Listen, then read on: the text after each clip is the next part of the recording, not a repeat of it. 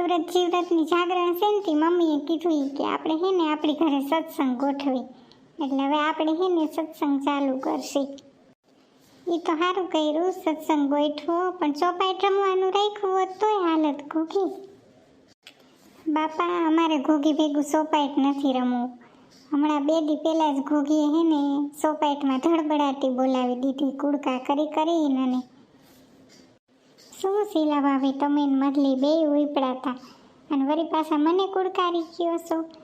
મારે પછી પડી તોય તમે મારું હાસું નહોતું થવા દેતા, પછી હું સોપાઈટ ઉલારી જ નાખું ને.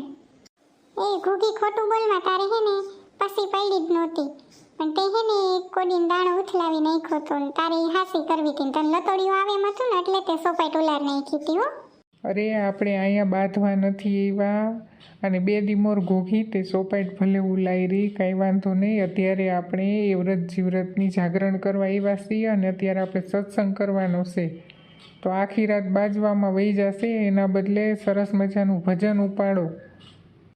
સાચે આપણે એવ્રત જીવ્રતની હે ને જાગરણ કરવાની છે નહીં, અહીંયા બાજવાનું થોડું જ છે. એ તો હાવ ભૂલાઈ જ ગયું, આપણે તો ઊંધા રસ્તે ચડી ગયા. હાલો હાલો એક ભજન સરસ મજાનું ઉપાડો. કાનાને મનાવો તમે મથુરામાં જાઓ ઉદ્ધવજી,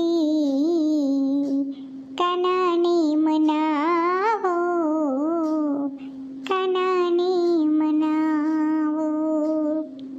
હાલો શીલા ભાભી હવે તમે ઉપાડો ઓલું રાધે ગોવિંદ વાળું, તમને સરસ આવડે છે. રાધે ગોવિંદ ભજો રાધે ગોવિંદા, ગોકુળ મારા ગામ ગોવિંદા, ગોકુળ મેલીને મથુરામાં સુમોયા. શું મતલી ખાઈ નથી આવી? કંઈક ઢોલક હરખું વગાડ ને બાપા, હાવ મરેલની જેમ ઢોલક વગાડસ. એમ જ લે હવે ઓલી ભૂરીને કેવું છે એકાદું ભજન કે કીર્તન કંઈક ગાઈ અને આવડતું હોય તો.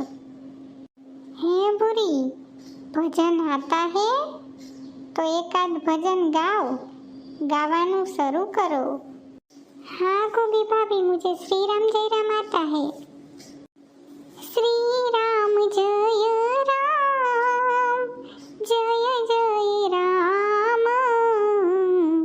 श्री राम जय राम जय जय राम. ઓહો ભૂરીએ તો મસ્ત ગાયું, બહુ સરસ ગાયું. હાલો મિત્રો, તમને પણ આ એવ્રત જીવ્રતની જાગરણનો વિડીયો ગમ્યો હોય તો મારી ચેનલને લાઈક, શેર અને સબસ્ક્રાઈબ કરો.